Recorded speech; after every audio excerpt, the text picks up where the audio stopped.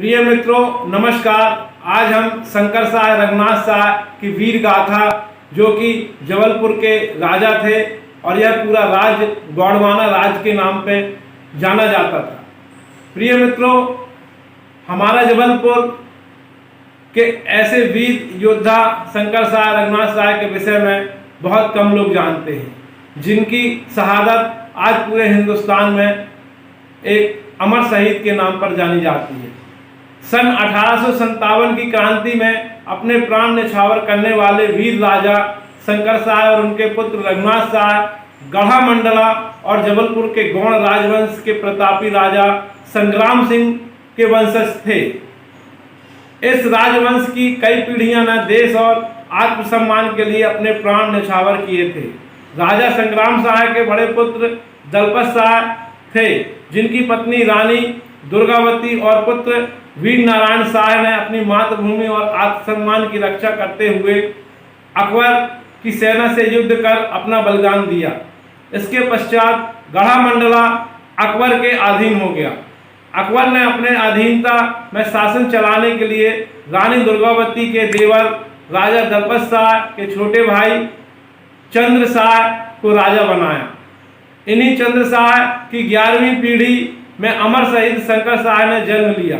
राजा शंकर शाह और उनके पुत्र कुमार रघुनाथ शाह ने 1857 की क्रांति में अपने प्राण अर्पित कर इस वंश से पुनः देश के लिए अपना बलिदान दिया।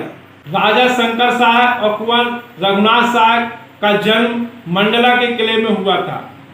इस किले का निर्माण इसी गौड़ राजवंश के राजा नरेंद्र शाह ने सन 1698 में करवाया था। यह किला 3 दिशाओं से मां नर्मदा की अथाह जल से घिरा था, जो इस किले को 3 दिशाओं में सुरक्षा प्रदान करती थी। राजा शंकर शाह के पिता राजा सुमेर शाह के समय मंडला पेशवाओं और मराठाओं के अधीन आ गया था और पेशवा के प्रतिनिधि के रूप में सुमेर शाह मंडला के राजा के रूप में शासन चला रहे थे। इसी समय नरहरि शाह और सुमेर शाह के बीच सत्ता का संघर्ष चल रहा था। सन 1818 में मंडला अंग्रेज के अधीन आ गया। राजा शंकर शाह पहले के राजाओं की तरह स्वतंत्र राजा नहीं थे। उनके पास मात्र पुरवा और कुछ गांव की जमींदारी बची थी। उन्हें अंग्रेजों से पेंशन मिलती थी, परंतु गढ़ा मंडला और जबलपुर की जनता उन्हें वही सम्मान देती थी जो उनके पूर्वज को था। राजा शंकर शाह की पत्नी का नाम रानी फूल कुंवर था और उनके एकमात्र पुत्र कुंवर रघुनाथ शाह थे। कुंवर रघुनाथ शाह का विवाह रानी मान कुंवर से हुआ और उनके एकमात्र पुत्र का नाम लक्ष्मण शाह था। लॉर्ड डलहौजी की भारतीय राज्यों को हड़पने के लिए एक नीति बनाई, जिसे डॉक्ट्रिन ऑफ लैप्स कहा जाता है। इसमें जिस किसी राजा का अनुवांशिक उत्तराधिकारी नहीं होता था, उसे अंग्रेज राज में विलय कर लिया जाता था। इस नीति के तहत झांसी, नागपुर, अवध, कानपुर, मंडला के रामगढ़ को अंग्रेज अपने अधीन करना चाहते थे। इसके अतिरिक्त गाय और सुअर की चर्बी वाले कारतूस भी क्रांति का मुख्य कारण बने।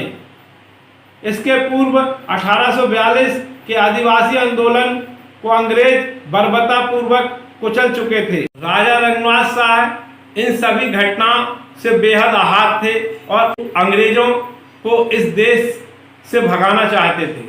राजा शंकर शाह और कुंवर रघुनाथ शाह दोनों ही बहुत वीर योद्धा थे, साथ में अच्छे कवि भी थे और अपनी कविता के माध्यम से लोगों में देशभक्ति की भावना का संचार करते थे। इस क्षेत्र में प्रचार के लिए एक पत्र और 2 काली चूड़ियां की एक पुड़िया बनाकर प्रसाद के रूप में वितरित की गई, जिसके पत्र में लिखा था, अंग्रेजों से संघर्ष के लिए तैयार रहो या चूड़ियां पहनकर घर बैठो। जो राजा जमींदार और मालगुजार पुड़िया ले ले तो इसका अर्थ क्रांति में अंग्रेजों के विरुद्ध अपना समर्थन देना था। राजा शंकर शाह जबलपुर की अंग्रेज छावनी में तैनात भारतीय सैनिकों की सहायता से छावनी पर आक्रमण कर अंग्रेजों को भगाना चाहते थे, किंतु राजा शंकर शाह के महल के कुछ लोग महल की गोपनीयता सूचनाएं अंग्रेजों तक पहुंचाते रहते थे। अंग्रेजी डिप्टी कमिश्नर ने अपने गुप्तचरों को साधु के भेष में गढ़पुरवा भेजा ताकि वो राजा शंकर शाह की तैयारियों की जानकारी ले सके। राजा धार्मिक प्रवृत्ति के व्यक्ति थे। उन्होंने साधुओं का स्वागत किया और अपनी योजना भी उन्हें बतला दी। जबलपुर का डिप्टी कमिश्नर सभी भेद जान चुका था। उसने अपने गुप्तचर चारों तरफ फैला दिए।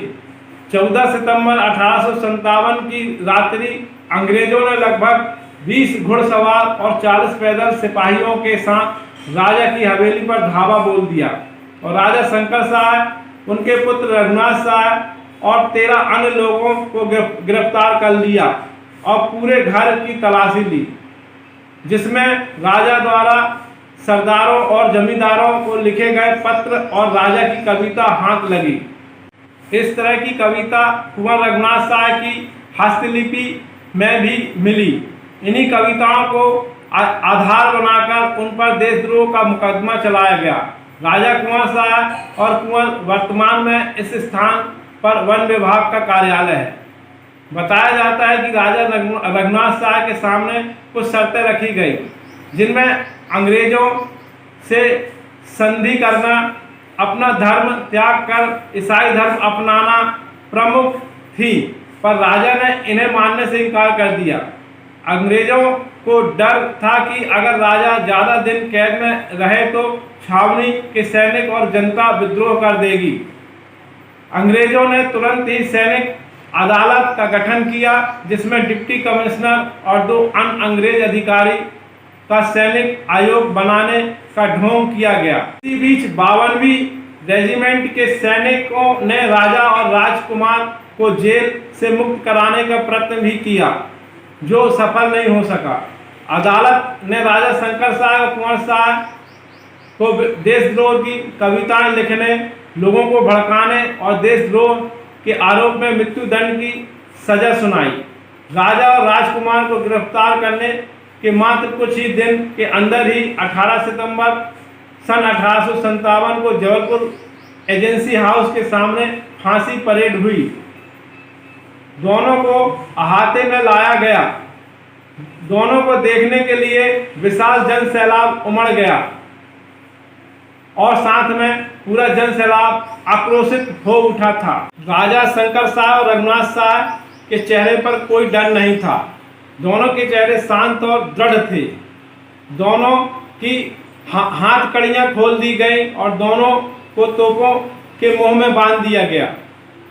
तोप से बांधते समय राजा और राजकुमार दोनों तेज में चेहरे के साथ गर्व भाव से चलकर तोपों के सामने आए और दोनों ने सीना तानकर अपनी देवी की प्रार्थना की।